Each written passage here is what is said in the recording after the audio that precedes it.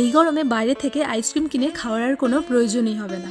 যদি বাড়িতে থাকা সামান্য কিছু উপকরণ দিয়ে খুব কম খরচে বাড়িতে বানিয়ে ফেলতেই পারি আমরা মার্কেটের মতন পারফেক্ট আইসক্রিম। তো আজকে আমি আপনাদেরকে তৈরি করে দেখাবো চকোবার আইসক্রিম। একটা কড়াইয়ের মধ্যে 1 কাপ লিকুইড দুধ, 3 চামচ মিল্ক পাউডার, 2 চামচ চিনি, 1 চামচ কাস্টার্ড পাউডার একসাথে মিশিয়ে নিয়ে ভালো করে জাল করে নিচ্ছি। একটা ডেয়ারি মিল্ক চকলেট মেল্ট করে বাটিতে ঢেলে কফি কাপের চারপাশে লাগিয়ে নিয়েছি।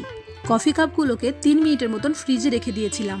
দুধের মিশ্রণটি ঠান্ডা হয়ে যাবার পর এইভাবে আমি কাপের মধ্যে ঢেলে নিচ্ছি। ওপর দিয়ে আমি ফয়েল পেপার দিয়ে প্রতিটি কাপকে ঢেকে দিচ্ছি। তারপর একটা ছুরির সাহায্যে ফয়েল পেপারের মাঝখানগুলো একটু একটু করে কেটে আইসক্রিম স্টিক লাগিয়ে দেব। এবার রেখে দেবো ডিপ ফ্রিজে 12 থেকে 14 ঘন্টার মতো। 12 থেকে 14 ঘন্টা পর আমি আইসক্রিমগুলো শীতের দেশ থেকে নিয়ে চলে এসেছি আমাদের দেশে। আর দেখুন আইসক্রিমগুলো কত সুন্দরভাবে জমে গেছে। আর সত্যি কথা বলতে মার্কেটের যে চকোবার আইসক্রিম পাওয়া যায় তার থেকে অনেক গুণ ভালো।